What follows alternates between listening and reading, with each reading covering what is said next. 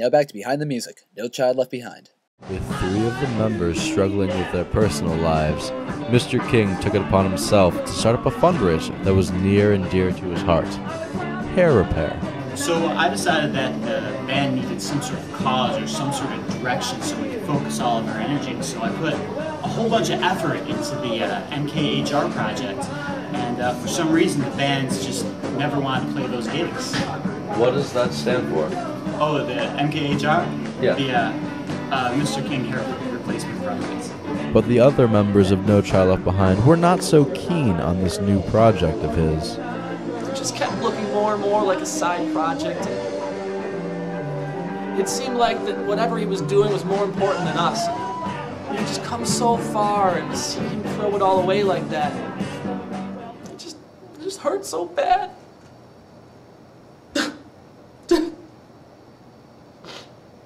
We just weren't the same anymore. I can't, please stop, I can't. Eventually, the members of No Child Left Behind realized something. In order to rise to such great success, they sacrificed what made them stars: the music. For the members of No Child Left Behind, music was soon becoming a secondary aspect of their lives.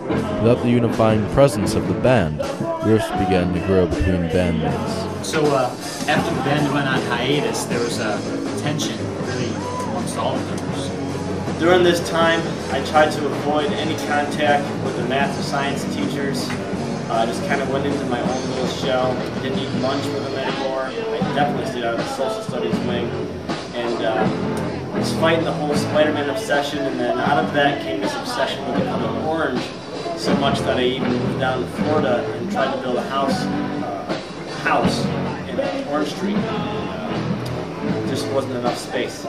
Other members of the band decided they needed to take a break from the hectic life of teachers and have some time for themselves. Many band members were going in their own directions. There kind of seemed to be a little bit of a breakup coming. Everyone wanted to look for their own artistic outlets. I decided personally to go on a tour with Weezer, basically not as a player or anything, but as a somebody who watched them.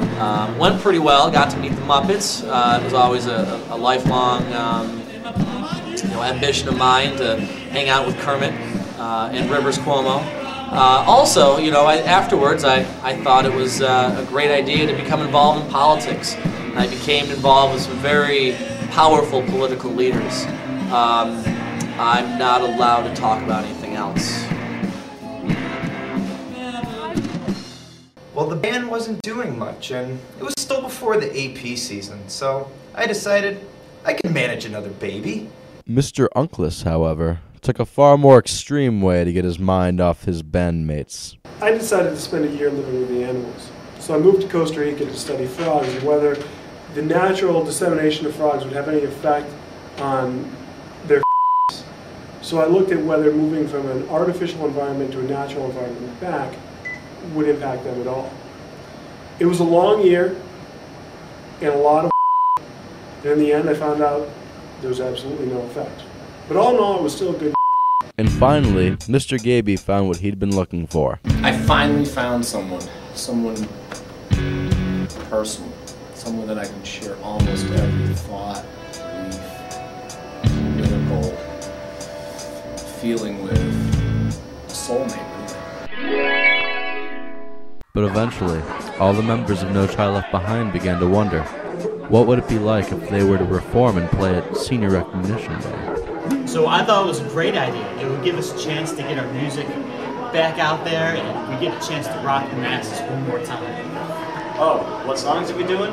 Well, don't worry about it. We got a few things planned. No Child Left Behind is back, and they're ready to rock hardcore.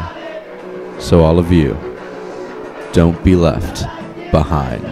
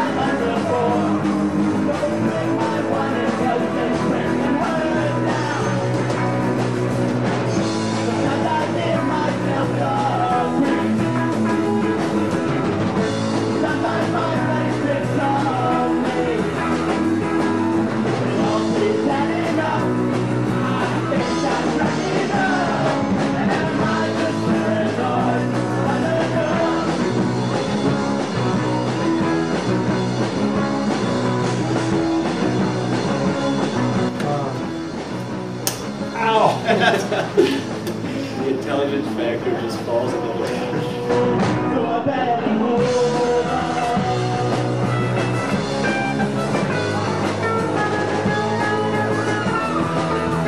I mean, You put 5 60 times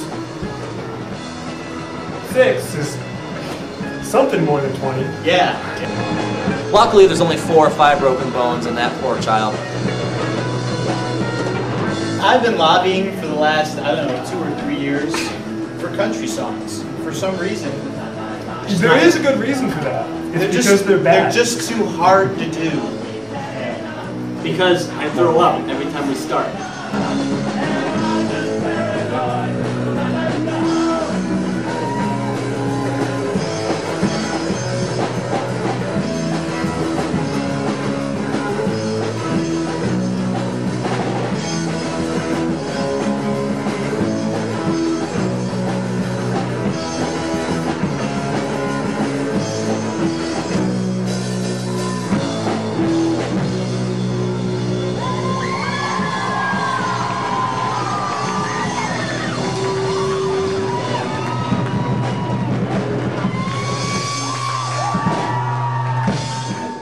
Henley, you rock so hard you broke the stage. I know.